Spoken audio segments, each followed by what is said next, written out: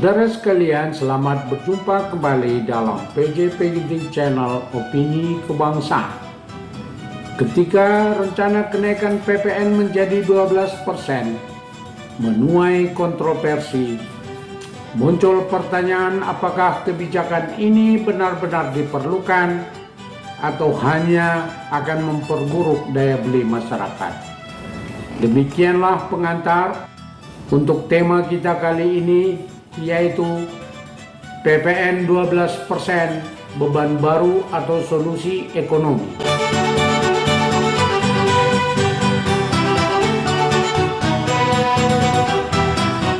Di penghujung tahun 2024, publik dikejutkan dengan keputusan pemerintah untuk menunda penerapan tarif PPN 12% yang awalnya direncanakan berlaku mulai Januari 2025.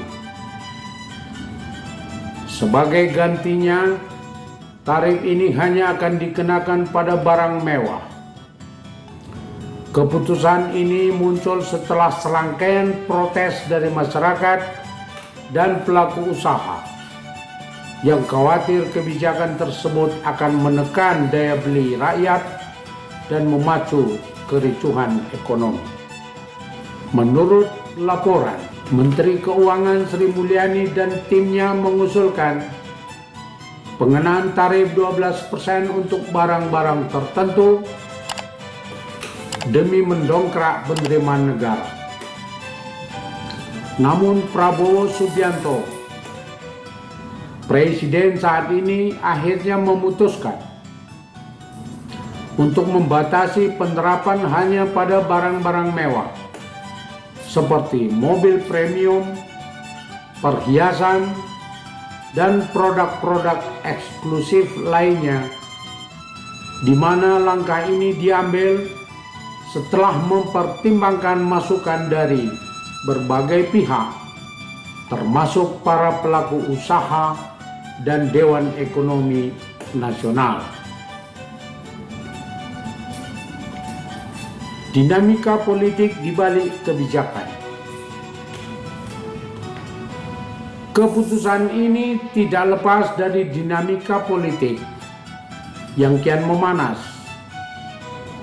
Wakil Ketua DPR Dasko Ahmad dan Ketua Komisi 11 Misbakun diketahui menemui Presiden untuk menyampaikan kekhawatiran mereka terhadap potensi dampak negatif kebijakan tersebut.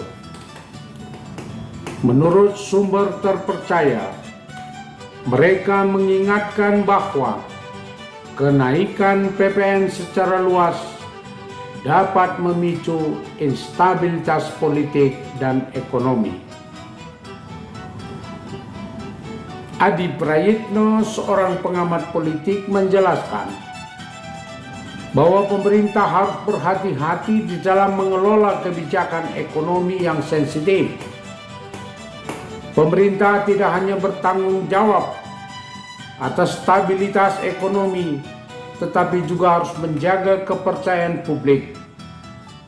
Jika masyarakat merasa terbebani, legitimasi pemerintah bisa terancam. Demikian ujar Adi. Dampak terhadap pelaku usaha. Di sisi lain, pelaku usaha menyambut baik keputusan ini, meskipun banyak yang merasa kebingungan akibat ketidakpastian kebijakan. Beberapa perusahaan sudah terlanjur mengatur ulang sistem mereka untuk menerapkan tarif 12%. Sehingga penundaan ini menciptakan masalah administrasi bagi mereka.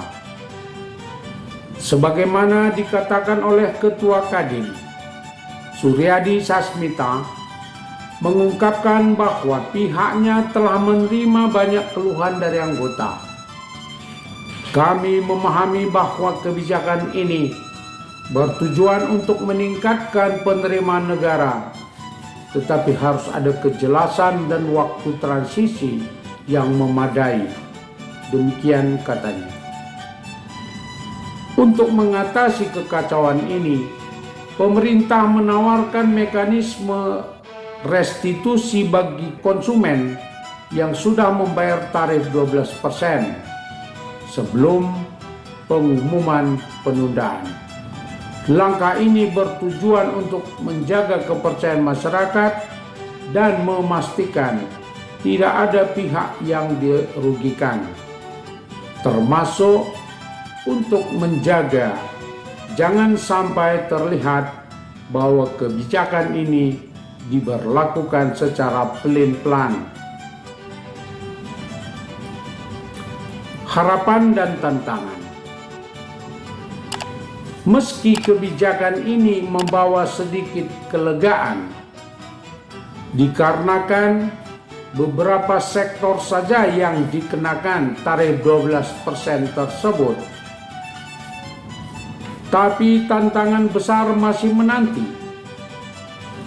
yaitu penerimaan negara dari sektor pajak harus tetap ditingkatkan untuk memenuhi kebutuhan belanja negara.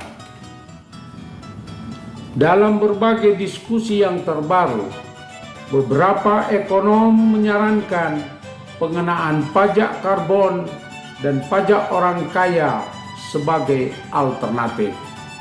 Tentu saja dalam hal ini pemerintah perlu keberanian untuk menentukan bagaimana pajak karbon dan bagaimana pajak orang kaya itu diberlakukan, termasuk batasan-batasannya.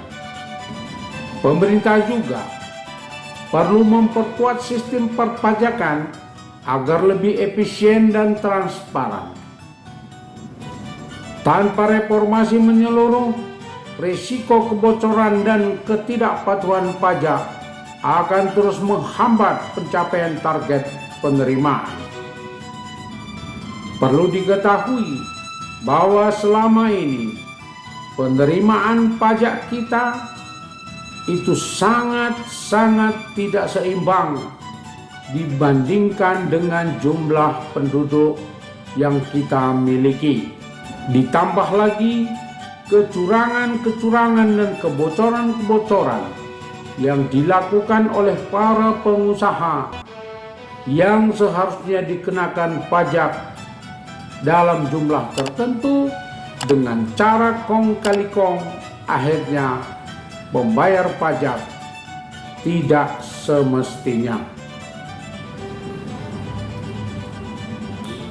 Menuju stabilitas ekonomi.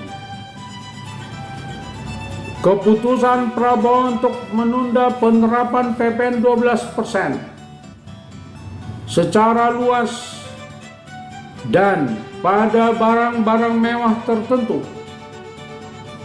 menunjukkan bahwa pemerintah masih suka mendengarkan suara rakyat. Namun, kebijakan ekonomi yang solid dan berkelanjutan tetap diperlukan untuk memastikan stabilitas jangka panjang. Dalam hal ini, pemerintah harus tetap mencari sumber-sumber yang lebih manusiawi dan rasional sebagai pengganti atas pemberlakuan PPN 12% secara menyeluruh sebelum dievaluasi. Dalam menghadapi tahun 2025, kita perlu mengawasi langkah-langkah pemerintah berikutnya. Apakah akan ada gebrakan baru yang lebih berpihak pada rakyat, atau justru kebijakan yang beresiko menambah beban masyarakat? Saudara sekalian, bagaimana pendapat Anda tentang kebijakan PPN 12% ini? Apakah langkah pemerintah sudah tepat? Atau ada hal-hal lain yang perlu diperbaiki? Mari sampaikan opini Anda di kolom komentar. Dan mari kita jadikan PJP Ginting Channel Opini Kebangsaan sebagai ruang diskusi yang kritis dan konstruktif untuk membangun Indonesia yang lebih baik. Jangan lupa untuk subscribe, like, komen, dan share video ini agar semakin banyak orang terlibat dalam diskusi penting ini. Aktifkan lonceng notifikasi untuk mendapatkan pemberitahuan setiap kali kami mengunggah video terbaru. Salam Opini Kebangsaan, PJP Ginting Channel. Terima kasih.